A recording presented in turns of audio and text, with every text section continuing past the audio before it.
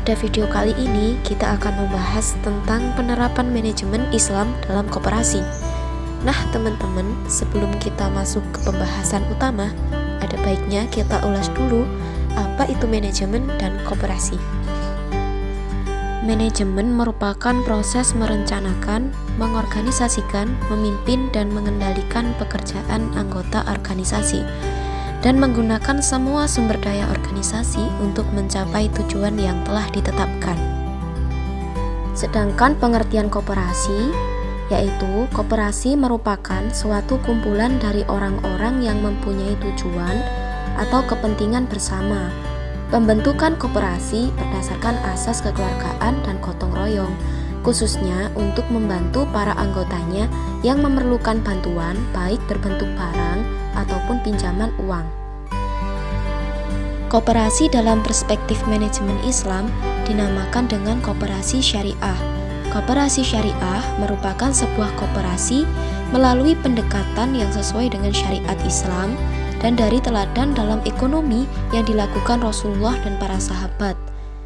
Koperasi syariah merupakan koperasi yang berdasarkan pada prinsip syariah atau prinsip agama Islam. Pada prinsip ini melarang adanya sistem bunga atau riba yang memberatkan nasabah, maka koperasi syariah berdiri berdasarkan kemitraan pada semua aktivitas atas dasar kesetaraan dan keadilan. Dalam Islam, koperasi masuk ke dalam golongan syirkah. Dalam hal ini adalah wadah kerjasama, kemitraan, dan kebersamaan usaha yang baik dan halal. Nabi SAW bersabda dalam hadis qudsi yang bunyinya, "Aku atau Allah merupakan pihak ketiga yang menyertai atau untuk menolong dan memberkati kemitraan antara dua pihak selama salah satu pihak tidak mengkhianati pihak lainnya. Jika salah satu pihak telah melakukan pengkhianatan terhadap mitranya, maka aku keluar dari kemitraan tersebut." Hadis riwayat Abu Daud dan Hakim. Hukum koperasi Islam. Jika hukum suatu masalah tidak secara eksplisit disebutkan dalam Al-Quran dan Sunnah, maka penetapan hukumnya dapat dilakukan melalui ijtihad, sehingga terdapat metode-metode penerapan hukum secara qiyas, ijma', istislah, istihsan, dan lainnya yang biasa disebut hukum dhonni. Hal ini terjadi pula di dalam penetapan hukum berkoperasi.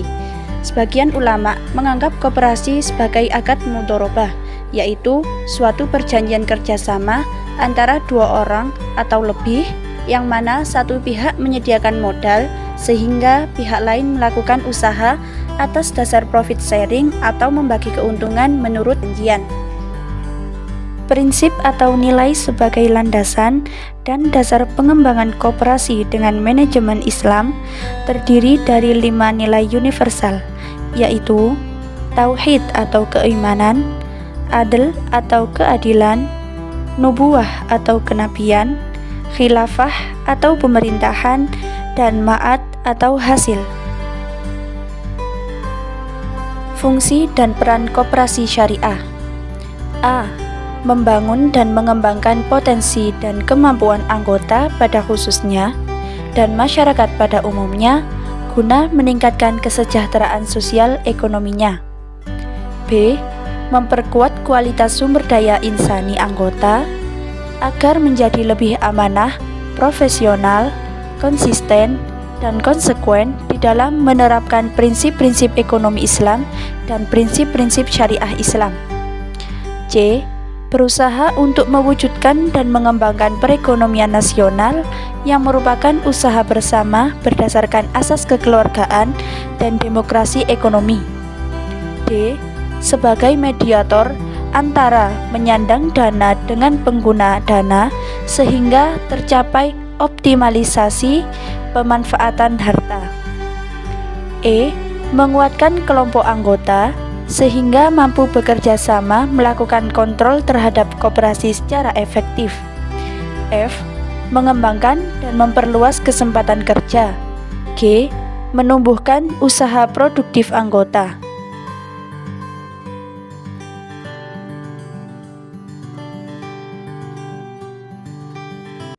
Nilai-nilai koperasi syariah.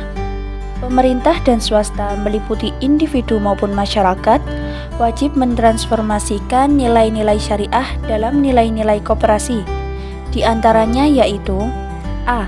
Sidik, yang mencerminkan kejujuran, akurasi, dan akuntabilitas. B. Istiqomah, mencerminkan konsistensi, komitmen, dan loyalitas. C.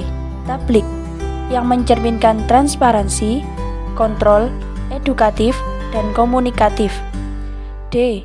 Amanah, yang mencerminkan kepercayaan, integritas, reputasi, dan kredibilitas. E. Fatonah, yang mencerminkan etos profesional, kompeten, kreatif, dan inovatif. F. Riayah, yang mencerminkan semangat solidaritas, empati, kepedulian, dan awareness. G. Mas'uliyah, yang mencerminkan responsibilitas.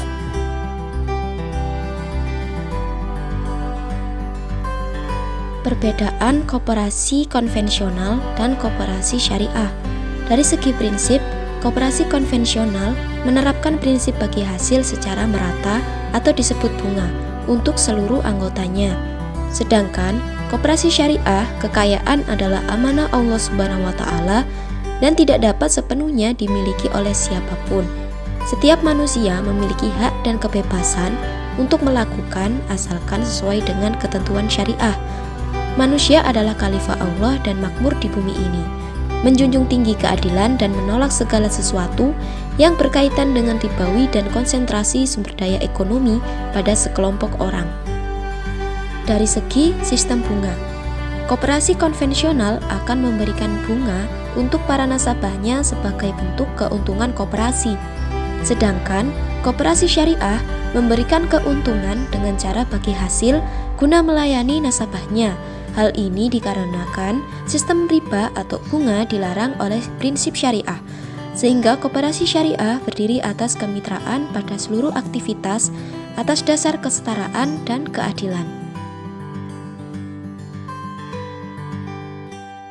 Dari segi pengawasan, koperasi konvensional diawasi oleh para jajaran pengelola koperasi baik dari kinerja maupun pengelolaannya.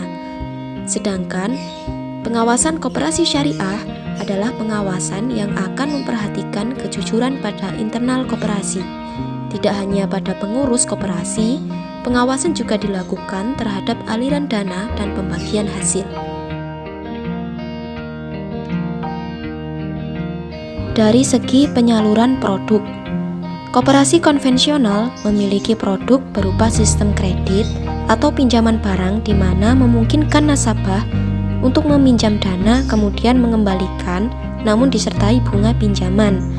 Sedangkan koperasi syariah tidak mengkreditkan barang, melainkan hanya menjualnya secara tunai atau dikenal dengan istilah murabahah.